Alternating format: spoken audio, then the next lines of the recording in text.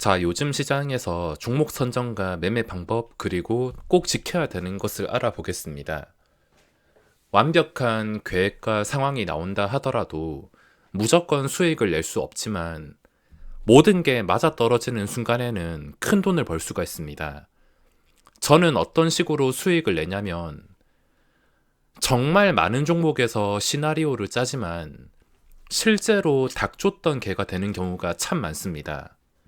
아무리 완벽하게 계획을 세워도 10개 중에 제대로 잡아서 상상대로 수익을 내는 경우는 그렇게 많지가 않습니다.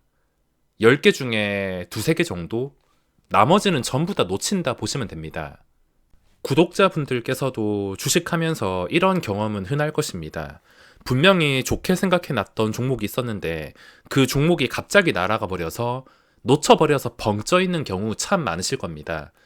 그건 어쩔 수가 없으며 아주 자연스럽고 당연한 것이기에 또 앞으로 주식을 하면서 평생 여러 번 겪어야 될 상황이기 때문에 그 상황에 대해서 쿨하게 넘길 줄 알아야 됩니다. 전부 다 수익을 내면 부자 되는 건 금방이겠지만 현실의 벽은 절대 쉽지가 않습니다. 이미 놓친 것만 쿨하게 놓아줄 줄만 안다면 10개 중에 2개, 3개가 아니고 1개만이라도 수익이 난다면 그 수익 자체가 너무 달콤하다 보니까 수익은 결국에 쌓일 수밖에 없는 구조입니다. 자, 현재 시장에서 종목을 찾는 것은 그렇게 어렵지가 않습니다. 넥슨GT 며칠 내내 분석을 했던 종목인데 결국에 시간의 거래에서 시세가 나왔습니다. 요즘에 좀 아쉬운 점이 있다면 차라리 이 많은 종목들, 이때까지 시세가 나온 종목들 그냥 정규 시장에서 최근에 한신기계처럼 정규 시장에서 그냥 거래량 발생시키면서 이렇게 올라오면 좋을 텐데 시간의 거래 작업하는 종목들이 참 많습니다. 저는 시간의 거래에 올리는 것보다 정규 시장에서 거래 대금을 몰아서 이런 식으로 올리는 걸 훨씬 더 좋아합니다. 만약에 시간의 거래에서 올렸다면 갭 뜨고 나서 좀 관찰한 다음에 이 갭 자리를 유지해 주는지 보고 유지해 줄 것 같다 싶을 때만 접근을 하지 함부로 갭 뜬 상태에서 접근하지 않습니다. 넥슨GT도 결국에 이렇게 시세가 시간의 거래에 나오게 되었지만 상한가 갔다가 풀렸습니다. 자, 요즘에 주식을 하면서 꼭 주의를 하셔야 될 것은 계획한 가격보다 높은 곳에서는 절대 사지 말자. 이거를 알고 계셔야 됩니다.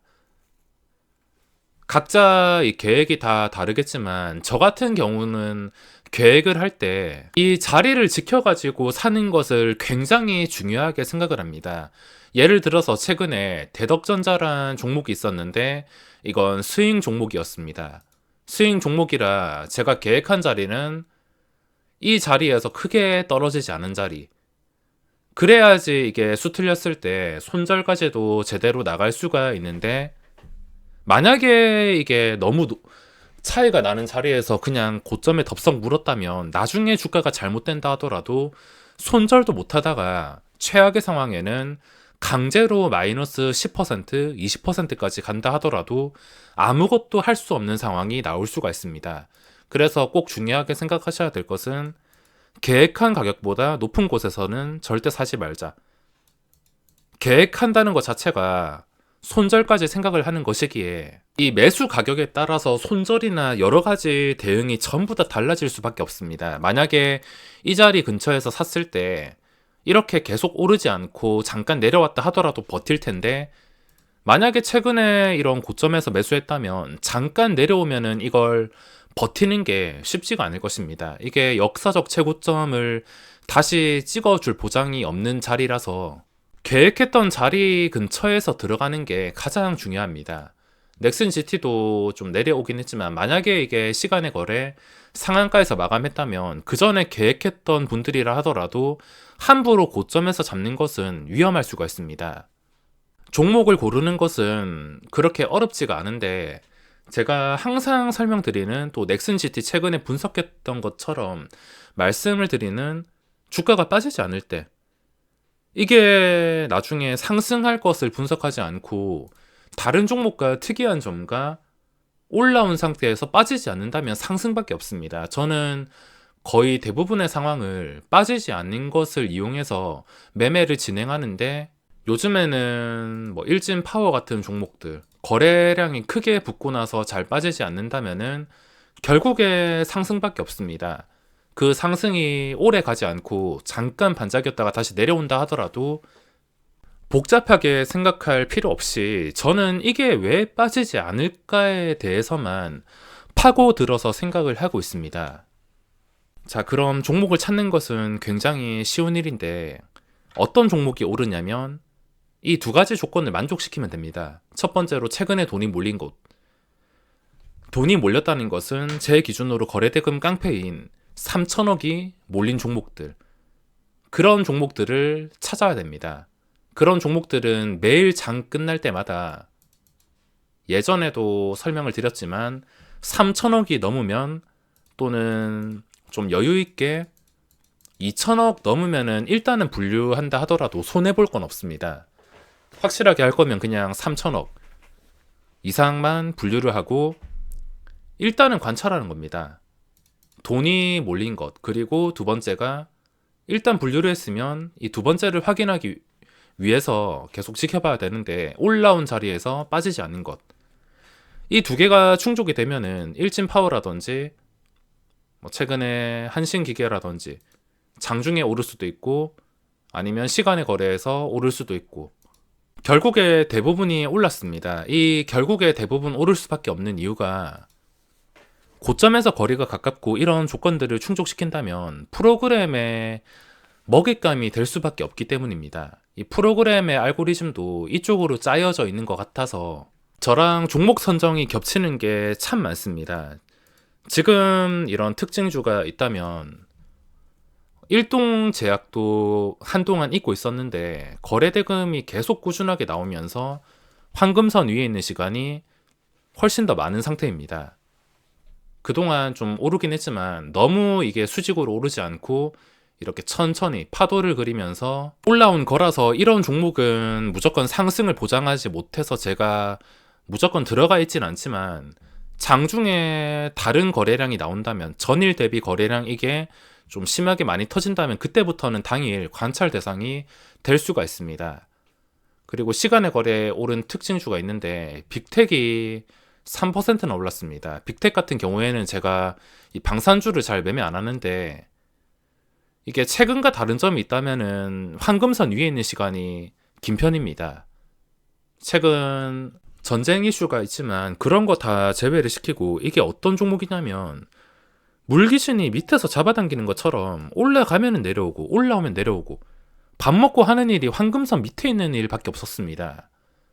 그런 종목이 이게 최근 추세와 예전 추세랑 확실하게 다른 상태이기 때문에 혹시나 또 이런 그림이 나오지 않을까.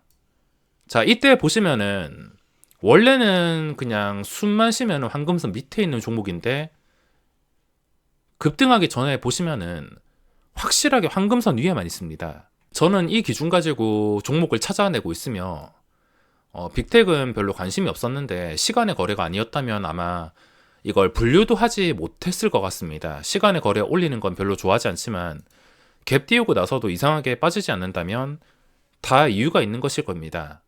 그리고 이미 많이 오른 것들, 첫 번째, 두 번째가 강하다 했는데 일진파워 같은 경우에 이게 첫 번째, 그리고 두 번째까지 나왔다 보시면 됩니다. 한신기계도 마찬가지.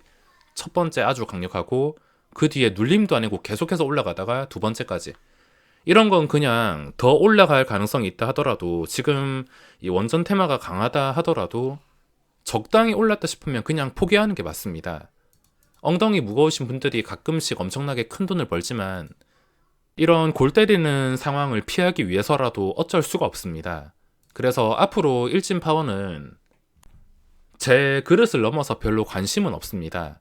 그리고 최근에 공구우먼이랑 신규주가 상한가에서 마감을 했는데, 역시나 이 신규주는 두 배 뻥튀기 되는 것은 무조건 걸러야 됩니다. 이거는 종목이 진짜 좋아가지고 두 배 뻥튀기가 되는 게 아니라 이 청약 열기로 인해서 서로 조금이라도 치킨값 챙기려고 나타나는 현상이기 때문에 두 배 뻥튀기는 무조건 걸러야 되고, 공구우먼 같은 경우에는 뻥튀기게 된 종목이 아닙니다. 박셀바이오도 그렇고 이때까지 신규주 역사를 보면은 세력들은 뻥튀기가 안 된 종목에서만 들어왔습니다. 예외적인 상황이 뭐 자이언트 스텝 같이 있긴 하지만 공구음원도 만약에 2배 뻥튀기로 시작했으면 이런 결과가 나오기가 참 어려웠을 것입니다. 저는 이게 마지막에 한 20%쯤에서 마감하기를 이때까지 차트를 보면서 기다리고 있었습니다. 근데 중간이라는 것 없이 이 상태에서 한 방에 10%나 올려서 마감을 한 게 참 아쉽습니다. 지금은 들고 있지 않은데 자리만 봤을 때는 첫날의 고점이 24,150원. 제가 마지막까지 24,150원 이 자리만 보고 있었습니다. 이 밑에까지 밀려서 종가 상황을 보고 이 위에까지 올라오거나 근처에서 마감할 것 같다면 종가에 매수를 해보자, 이래 생각을 하고 있었는데 상한가에서 마감을 해버렸습니다. 이 상태가 어떻게 보면 잘못돼가지고 이 상승폭을 전부 다 반납하고 여기까지도 열려있는 자리였기 때문에 함부로 들어갈 수 없었는데 결국에 이쯤에서 마감을 했습니다. 만약에 이 종목이 내일 시장에서 마이너스로 눌리게 된다면 시간에 거래해서도 좀 불안정하게 마감을 했는데, 만약에 시초가가 마이너스고 뭐 시초가가 마이너스가 아니더라도 적당히 뛰어가지고 장중에 잠깐 마이너스가 찍히면은 매수세가 일단은 방어가 잘 될 겁니다. 이 자리와 거리가 신규주의 변동성 치고서 그렇게 멀리 있는 자리는 아니기 때문에 빠지면은 일단 매수하려는 매수세가 많을 겁니다. 수직으로 올라가면은 추격은 하지 못하겠는데 혹시나 눌리게 된다면 또 관찰 대상이 될 수가 있습니다. 이런 자리가 쉬운 종목을 찾아가지고 매매를 하고 있으며, 그리고 최근에 거래대금이 첫 출발하는 종목들 위주로 보면서 3천억이 일단 나오면은 그 다음 날에 주가가 장 초반에 눌렸을 때 한 9시 10분, 20분 지나고 나서도 시초가 대비 잘 빠지지 않는다면 결국에 대부분의 종목들이 반등이 나오는 경우가 많습니다. 그래서 거래대금이 첫 출발 나왔다 싶으면은 눌림목을 공략할 때가 많고 신고가까지 거리도 그렇게 멀지가 않습니다. 그리고 지금 빠지지 않는 테마가 로봇주들이 잘 빠지지 않고 있는데, 자, 에브리봇이나 로보로보나 그리고 최근에 상장한 유일 로보틱스, 이건 2배 뻥튀기이기 때문에 매매할 생각은 없지만 만약에 여기서 빠지지 않고 종가가 오늘 시장에서 좀 올라왔더라면 한 번 더 급등하는 분위기가 나왔을 겁니다. 왜냐하면 27,000원 기준으로 봤을 때 최고점까지 거리가 10%도 차이가 나지 않아서 한 10% 정도 차이가 나서 그 10%는 마음만 먹는다면 언제라도 올려서 불꽃놀이를 할 수가 있어서 빠지지 않는 것 자체에 신경을 써야 됩니다. 2배 뻥튀기라서 함부로 매수를 떨어질 때 못하겠지만 혹시나 이게 종가가 27,000원 위에서 형성이 되는 날이라면 또 가야 할 분위기가 만들어질 수가 있습니다. 그리고 최근에 거래가 나온 오토엔, 이것도 똑같이 뭐 일진파워라든지 넥슨GT와 똑같은 개념으로 보시면 되는데 최근에 거래대금이 3천억이 나온 적이 있습니다. 일단은 거래가 충족, 첫 번째 원칙, 최근에 돈이 몰린 것, 그리고 두 번째를 봐야 되는데 올라온 자리에서 빠지지 않는 것.